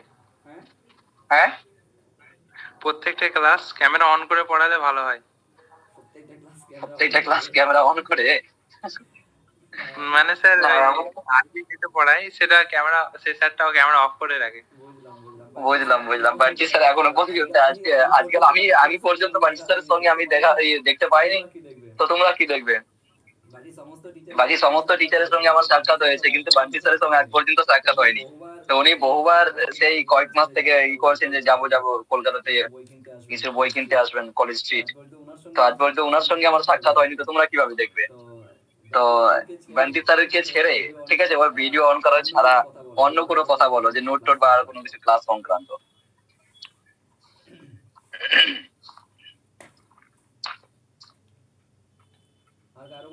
আর কারো কোনো কোশ্চেন বলো।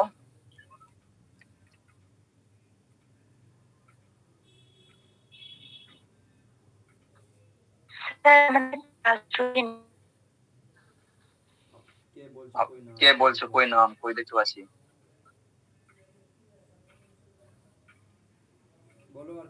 বলো, আর কেউ আছো?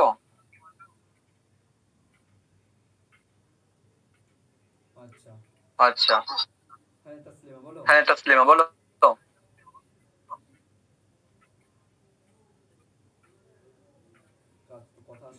কথা আসছে না তোমার, হোয়াটসঅ্যাপ করে দিবে। আর বারবার কেউ গ্রুপে মেসেজ করবে না, যে কোনো গ্রুপে, ঠিক আছে? আর সময় অ্যারাবিক গ্রুপে তো জানো আমি একটু করে আন্দোলন করে থাকি, ঠিক আছে? তো আমার সঙ্গে সঙ্গে তোমরা একটু আন্দোলন যুক্ত হবে অ্যারাবিক গ্রুপে, তাই তো? আচ্ছা, আন্দোলন করার পার্টিগুলো আসো। স্যার কি আন্দোলন?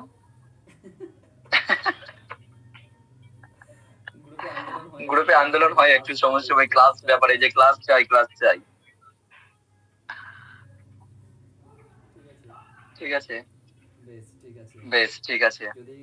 যদি কারো আর যদি কোনো কোশ্চেন না থাকে তাহলে আমরা এখান থেকে সমাপ্ত করব, পরবর্তী ক্লাসে যুক্ত হব, ঠিক আছে? আর শোনো, আমার করে বুধবারের দিন হবে না। তোমাদের স্কুল এখন কন্টিনিউ চলছে, তাই তো? আমি তো স্যার স্কুলে যাই না। ঠিক আছে, দেখো, এই ক্লাস 12 এর ক্ষেত্রে কিনা আমার মনে হয় সেলফ স্টাডি সবচেয়ে বেশি ইম্পর্টেন্ট, ঠিক আছে? তবে হ্যাঁ, সেলফের সঙ্গে একটু ভালো পরিচয় রাখবে প্রজেক্টের জন্য, ঠিক আছে? প্রজেক্টের জন্য বিশেষ করে, কারণ ওখানে 20 এর মধ্যে 20 পেতেই হবে। আর স্যারেদের সঙ্গে একটু ভালো পরিচয় থাকলে 20 এর মধ্যে 20 দিয়ে দেয়।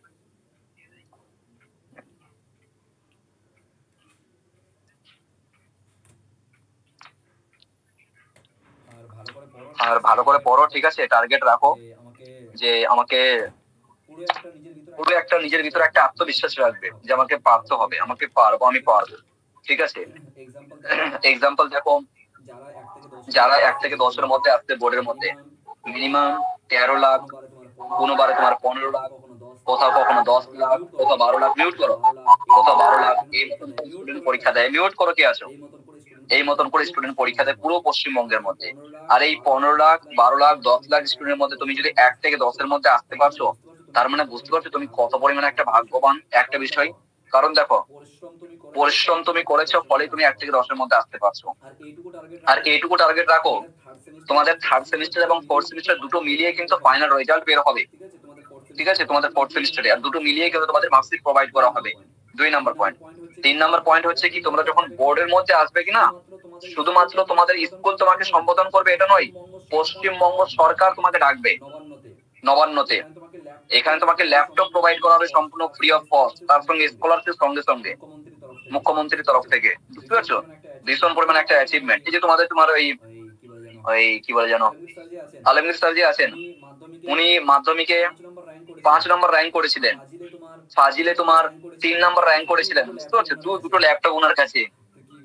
তো কি করে বলো, তো এই শুধু ল্যাপটপ পাওয়াটা বড় বিষয় নয়, তুমি যে পেপারের মধ্যে আসো, নিউজের মধ্যে আসো, তোমার বাবা মা তোমার প্রতি একটা গর্ব রাখছে, তোমার প্রতি একটা বিশ্বাস রাখছে, না আমার ছেলে কিছু করতে পারবে বা কিছু করবে, লাইফে কিছু করতে পারবে। বুঝতে পারলে, তো একটা পজিটিভ স্কিল কিন্তু রাখতে হবে। আমাদের এই বর্তমান 2024-25 সালে, না 24 অথবা 25 সালে যে হলো না, বোর্ডের মধ্যে যে 3 নম্বরে আসলো, স্কুল বোর্ড থেকে বোর্ডের মধ্যে 3 নম্বরে আসলো, সেই ছেলেটা আমাদের কলেজে ভর্তি হয়েছে, হিস্ট্রি অনার্স করছে। বুঝতে পারলে, তো এই বিষয় হচ্ছে, যখন তুমি একটা ভালো র্যাঙ্কে বা ভালো জায়গাতে যেতে পারবে, আর একমাত্র তুমি নিজে যেতে পারবে। সেই জন্য বলছি না, যখন ফিলোসফি আমি করাচ্ছি, নিজে থেকে একটু প্র্যাকটিস করো। যতক্ষণ পর্যন্ত তুমি নিজে থেকে কলমটা না ধরছো, ততক্ষণ পর্যন্ত কেউ তোমাকে প্র্যাকটিস করাতে পারবেন বা শেখাতে পারবে না।